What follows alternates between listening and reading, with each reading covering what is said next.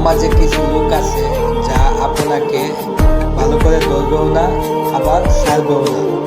তাদের মনের ইচ্ছা শক্তি হলো সাপও যেন না মরে, লাঠিও যেন না ভাঙে।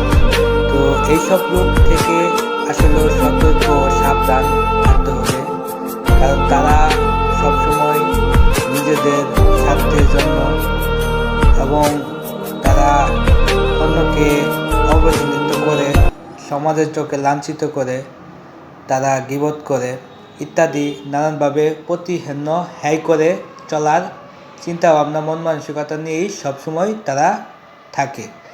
সেটাই আসলে বাস্তবতা এমনই। এই বাস্তবতা টিকিয়ে রাখার জন্য আমাদের নিজে নিজে ব্যক্তিগত থেকে সতর্ক থাকতে হবে এবং মন মাইন্ডগুলা ভালো রাখতে হবে, তাহলে প্রকৃতপক্ষে মানুষ হওয়া যাবে। এটাই বাস্তব, মানতে হবে। ঠিক আছে? জীবনে সার্থকতা অর্জন করতে হলে বাস্তবতাকে মেনে নিতে হবে। কিছু কিছু ভুল ত্রুটি, কিছু কিছু কথা, কিছু কিছু আবেগ মনের মধ্যে রাখতে হবে, তাহলে প্রকৃতপক্ষে মানুষ হওয়া যাবে। আর সমাজে বর্তমানে কালচারগুলা এমনই দাঁড়িয়েছে, মানুষের মহব্বত অন্তর থেকে অন্তর উঠে গেছে।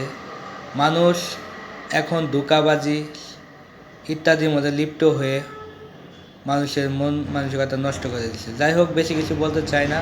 সৌন্দর্য বাংলাদেশ দিয়ে মৈত্রী সংগঠন আমি বলছি, আলহামদুলিল্লাহ, আল্লাহ পাকের ভরসায় থাকবেন। আমিও আল্লাহর প্রতি বিশ্বাস রেখে সঠিকভাবে চলার চেষ্টা করব ইনশাআল্লাহ। ইয়া আল্লাহ, আমাকে ও সকল মুসলিম উম্মতকে হেফাজত ও হেদায়েত দান করো।